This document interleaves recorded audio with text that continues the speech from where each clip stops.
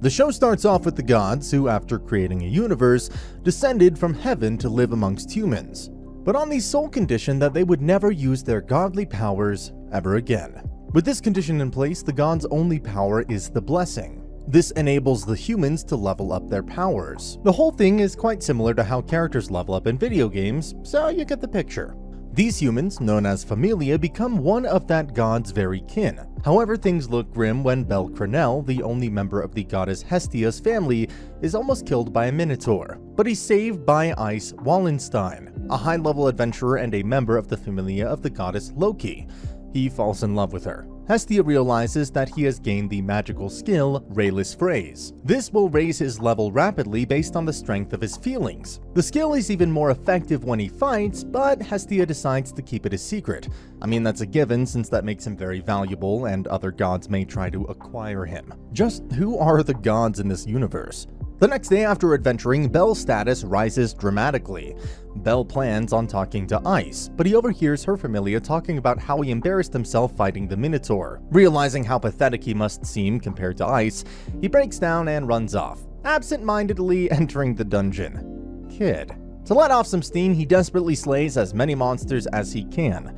After a lot of slaying, he returns to Hestia in the morning, though not in one piece. But he is inspired nonetheless. Hestia continues to keep the Rayless Phrase secret from Bel. To prevent the doubt, she passes off his improvement as the result of hard work. She also announces that she'll be absent for several days. Afterward, Hestia seeks out the god of smiths, Hephaestus, and begs to forge a weapon for Bel. After hours of groveling in the Doga's position, Hestia convinces Hephaestus to forge the weapon, but the catch is that Hestia will pay for it no matter how many centuries it takes.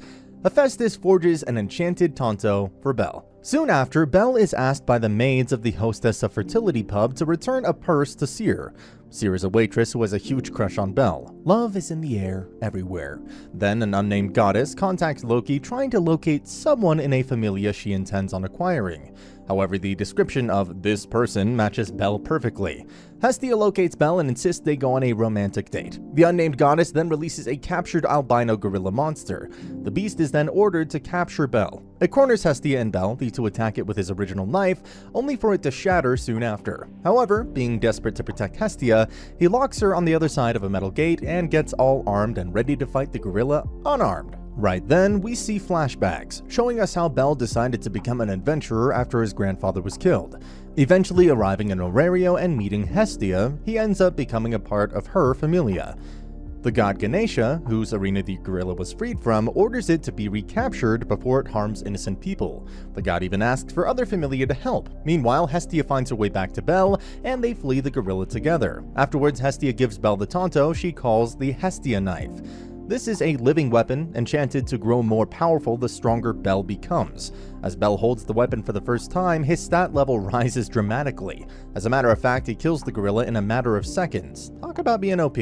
The heroic deed is witnessed by many people, including Ice. She smiles before walking away. Hestia then suddenly faints as the unknown goddess watches from afar. As Hestia recovers, Bel realizes the Hestia knife was forged by Hephaestus. He immediately reaches the conclusion that it was incredibly expensive and swears to have faith in Hestia.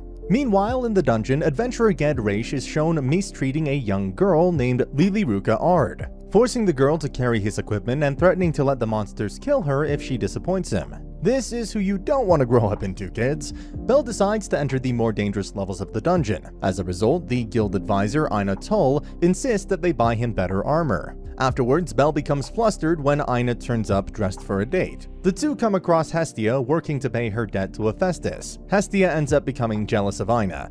Bel then purchases armor made by a blacksmith he's never heard of. Aina also gives him extra waist armor. Bel also saves Liliruka from Ged, but she disappears. Liliruka reappears soon after, revealing herself to be a shapeshifter. She even offers her services as a supporter, but that soon changes to stealing the Hestia knife afterwards. She attempts to sell it, but her lucks run out when she finds out that when separated from Bel, it becomes blunt and worthless. However, she is spotted carrying the knife by Ryu Lion, a waitress from the hostess of fertility. Liliruka runs away but ends up bumping into Bel. With the knife returned to its owner, and being totally unaware that Liliruka had tried to steal it, Bel splits the money evenly with her. This shocks her as all her previous partners had paid her almost nothing. Then Ice is seen in the dungeon preparing to fight a powerful monster while the unknown goddess, revealed to be Freya, watches Belle. Hestia is devastated when she sees Belle with Lily Ruka, to which Belle offers to take Hestia to dinner. As she arrives for their date, she finds out that Demeter has spread the gossip far and wide, and Belle is mobbed by multiple goddesses eager to meet Hestia's very first boyfriend. As a result, they spend most of the day avoiding detection from all these goddesses, constantly on their toes. Lily Ruka ends up losing the money to the members of her Soma Familia and becomes determined to steal Belle's knife, but she becomes even more confused as Belle continues to treat her kindly. After reading a book on magic he borrowed from Seer, Belle learns the Firebolt spell. He rushes to the dungeon to test his new ability, but being unfamiliar with magic, he overexerts himself and loses consciousness. Ice finds him and puts his head in her lap until he wakes up. Once he does, he flees. He embarrassed himself in front of her again. While looking for Lily Ruka, Belle refuses an order from Ged to make a profit by stealing the money Lily Ruka had managed to hide from the Soma Familia. After her parents died, Lily Ruka was forced to become a supporter until she came to have an animosity towards all adventurers. The Loki Familia discover that the Soma family has ceased worshipping their god. Instead, they've become brewing a powerful wine that's so addictive that other adventurers hand over their entire fortunes just to have a taste. Ice, who has grown interested in Belle, has been depressed since he ran away from her once again. Aina, being suspicious of Lily Ruka, asks Ice for a favor. In the dungeon, Lily Ruka tricks Belle into fighting powerful monsters and steals his knife yet again. She is caught by Ged, who is suddenly betrayed by the Soma Familia. Ged is killed and Lily Ruka is forced to surrender her key before being left to be killed by monster ants. Accepting her death, she's surprised when Belle suddenly appears and saves her. Lily Ruka cries and admits to having cheated or stole from him. Despite this, Belle forgives her and they form a true relationship. Meanwhile, Ice, who had hidden in the thick fog to kill the monsters attacking Belle, is mad at herself for forgetting to apologize to him when she finds a piece of his armor he lost during their fight. Lily goes to meet Hestia with Belle, where she apologizes for her actions. Hestia reluctantly accepts, telling her to watch over Belle. They proceed to fight for him while he runs off all embarrassed. Belle goes up to meet with Aina. Ice is there waiting with her. She stops him before he can run off again. Ice returns his lost arm gauntlet she found in the dungeon and apologizes for scaring him off so many times. He in turn apologizes back and thanks her for having saved him multiple times. Realizing he's not strong enough to reach his goal, Ice agrees to train him to get better at combat. During their training, Belle is constantly knocked out, but the character continues to get up. Ice asks the secret behind his strength, and he tells her that it's because there's someone he wants to get closer to. While out getting food, they run into Hestia working, who becomes enraged after seeing him with another girl. She reluctantly allows him to continue training with her. Meanwhile, Freya sends her captain, Otter, into the dungeon. There, he tames and arms a Minotaur, before unleashing him on the upper floors. Belle discovers Ice has officially ranked up to level 6. He pushes his drive even more to make her reach even higher. While assisting Seer in chores, Ryu tells him that he should be looking to expand his party, that going on adventures is the key to leveling up. Belle and Ice conclude their training as the Loki Familia head into the dungeon for their expedition. Exploring floor 9 with Lily, Belle is cornered by the Minotaur, where he freezes in shock. Lily is knocked out, saving him, leaving Belle forced to try to fight alone. Ice and the Loki Familia show up to save him, but being upset by how things stand, Belle pushes them aside. He goes on to proclaim that he doesn't want to be saved by her ever again. He manages to hold the Minotaur back, pushing himself to his limits while Lily and Loki Familia look in awe. He finally defeats the Minotaur, cutting it up with its own sword, and putting that one last powerful firebolt to its best use.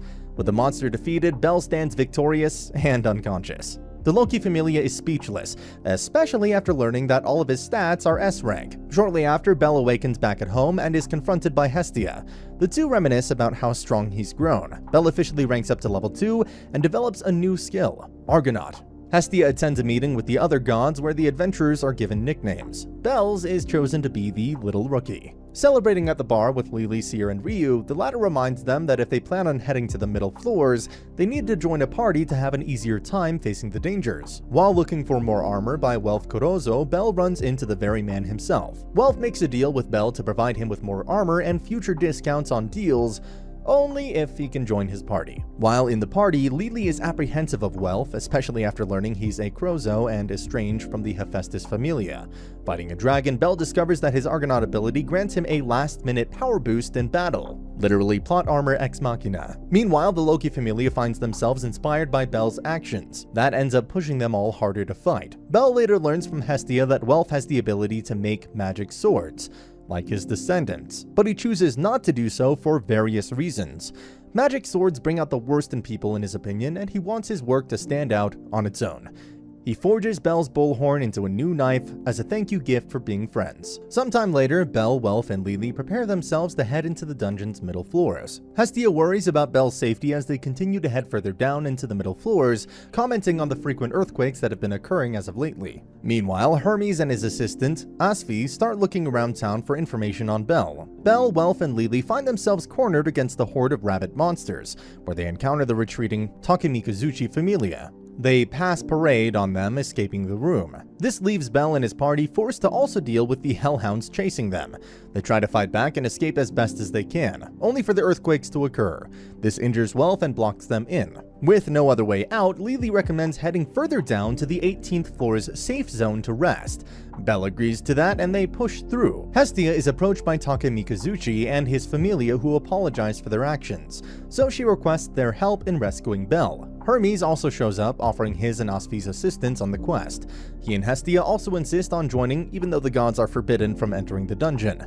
Bell and the party struggle to keep their strength as the monsters get worse, while Hestia and her party prepare to head into the dungeon, with newfound assistance from Ryu. Bell, Lily, and Welf continue their way further down the dungeon, Hestia and her party slowly following suit. Hestia confronts Hermes as to why he's so interested in Bell, to which the reveal comes that he's been assigned to watch over him by someone. Welf and Lily overexert themselves, leaving Bell to carry them the rest of the way. He manages to barely make it past the floor 17th Goliath boss and arrives on the 18th floor before finally passing out. He wakes up in a tent beside Ice, whose familia is revealed to have rescued and healed the three of them. Bell thanks them for their help and Ice shows him around. Later that night, after everyone's recovered, they're treated to dinner as guests, when Hestia and her party finally catch up. With her and Bell reunited, things are looking good. Makoto and her family apologize for their actions, and Bell forgives them, with Welf and Lily reluctantly so as well.